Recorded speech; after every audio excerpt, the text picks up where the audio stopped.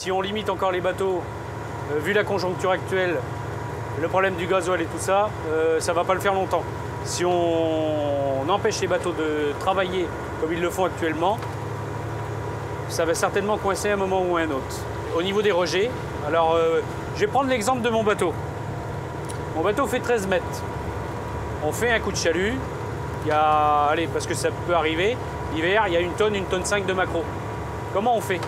On rentre, on arrive à quai, bah c'est bien, vous avez ramené des poissons à mettre au rejet, au revoir, vous pouvez repartir. J'ai des matelots, moyenne d'âge du bord, 45 ans. Moi, si je dis à mes gars, bon bah les gars, on va ramener les rejets, hein, on va faire une petite promenade en mer pour pêcher 1 tonne de maquereau, qu'on va pas reprendre, qui vont pas nous être pris à un rond parce que ça va passer en rejet.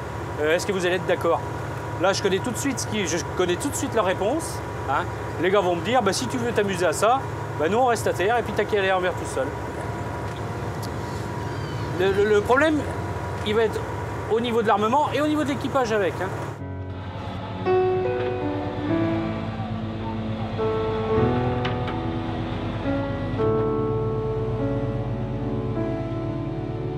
On va savoir quel pouvoir aura notre voix autour de cette table-là. C'est ça le plus important, savoir si les écolos vont avoir, c'est eux qui vont avoir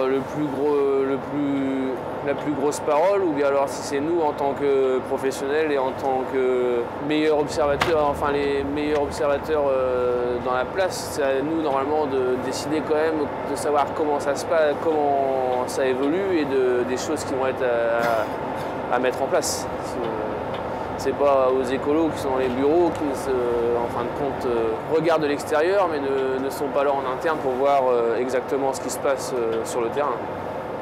Le système de licence, c'est bien d'un côté et puis c'est pas bien de l'autre. On a voulu mettre des licences en place, nous les professionnels. Il n'y avait pas de licence avant. Voilà, bon, maintenant, c'est vrai que le problème, c'est que quand on veut acheter un bateau ailleurs, c'est pas facile. C'est même un gros bordel d'acheter un bateau ailleurs à cause des licences, des quotas. Mais ça encadre bien aussi le métier. Voilà, faudrait que ça reste une pêche pour les petits bateaux. Voilà. Au niveau sélectivité, il va falloir faire encore un effort, qu'on le veuille ou qu'on ne le veuille pas.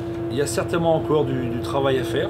On a beaucoup travaillé sur les merluchons, sur les grilles à langoustine. Tout ce qui a été fait sur la sélectivité, c'était un peu ça aussi, c'était d'anticiper.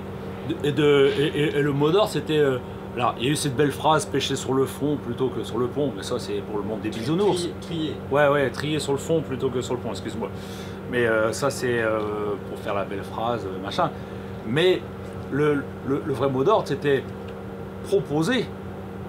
Proposer plutôt que de subir. Maintenant, est-ce qu'il n'est pas de notre devoir,